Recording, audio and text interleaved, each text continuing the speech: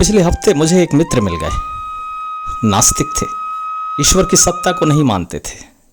हमारी काफ़ी देर चर्चा चलती रही और चर्चा का विषय था कि सृष्टि, इस ब्रह्मांड को ईश्वर ने नहीं बनाया, ये स्वयं प्रकट हुई। उन्होंने बिग बैंग की थ्योरी दी।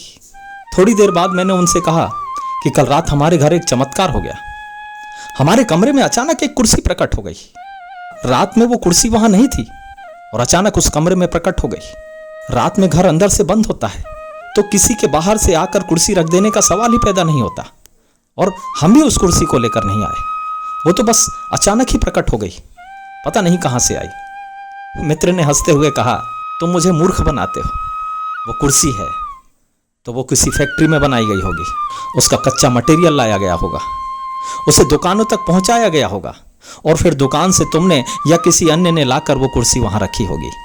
तुम्हारी बातें विश्वास करने योग्य नहीं है कि वो कुर्सी अचानक वहां प्रकट हो गई। फिर जब मैंने उनसे कहा कि एक कुर्सी के प्रकट होने पर भी विश्वास नहीं हो सकता, उसके पीछे भी कोई कर्ता और कारण रहा होगा, तो इतना बड़ा ब्रह्मांड आखिर स्वयं से कैसे प्रकट हो सकता है?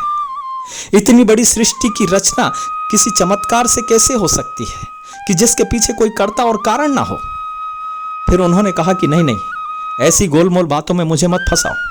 सृष्टि की रचना तो अपने आप हुई है, उसके पीछे कहीं कोई ईश्वर विज्ञान को नजर नहीं आता। मैंने कहा, फिर ये तुम मूर्ख मत बनाओ।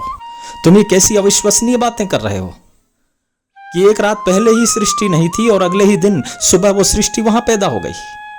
जब तुम मेरी एक कुर्सी की कहानी पर विश्वास नहीं कर सकते तो मैं इतनी बड़ी सृष्टि की कहानी पर कैसे विश्वास कर लूं? इतनी बड़ी सृष्टि का रचयिता भी कहीं ना कोई रहा ही होगा, उसके पीछे भी कोई ना कोई कर्ता और कोई कारण रहा ही होगा। तुम एक और जहां ये कहते हो कि एक कुर्सी भी स्वयं को नहीं बना सकती, लेकिन इस हठ पर अड़े हो कि इतनी बड़ी सृष्टि का निर्माण स्वयं हो गया। तुम्हारी बातें विश्वास करने योग्य नहीं। तुम्हारे पास कोई प्रमाण नहीं है इस बात का कि यह सृष्टि स्वयं उत्पन्न हुई। विज्ञान ने भी थ्योरी दी एक ऊर्जा और स्पेस की, पर ऊर्जा और स्पेस की उत्पत्ति पर भी वो मौन हो जाता है। एक आस्तिक का ये विश्वास कि इस सृष्टि को ईश्वर ने बनाया है सुगम, सरल और मौलिक है। पर जब विज्ञान ने यह मान ही लिया है कि एक सुई भी स्वयं को प्रकट नहीं कर सकती, स्वनिर्मित नहीं हो सकती, और दूसरी ओर विज्ञान ब्रह्मांड के स्वनिर्मित होने के इतने बड़े चमत्कार पर अपनी मोहर लगाता है, अभी तो अनंत यात्रा जारी है।